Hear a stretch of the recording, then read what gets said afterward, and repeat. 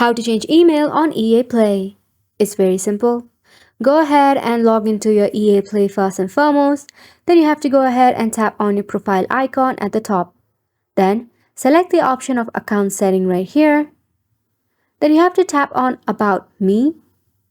Then at the below you will see there is an email address and next to it there is an edit option. Tap on it. Then tap on Send Security Code, which will be sent to your current email address. Now, you have to open your Gmail and enter the security code that has been sent to your email. Once you are confirmed or verified, now the next step is to rewrite your new email address. For an example, I am writing here one random.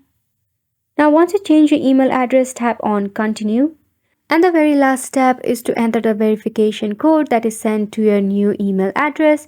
And once you enter your code and then tap on Submit, simply like that, your email address for your EA Play will be changed. Isn't it simple? Make sure to give it a try and thank you so much for watching.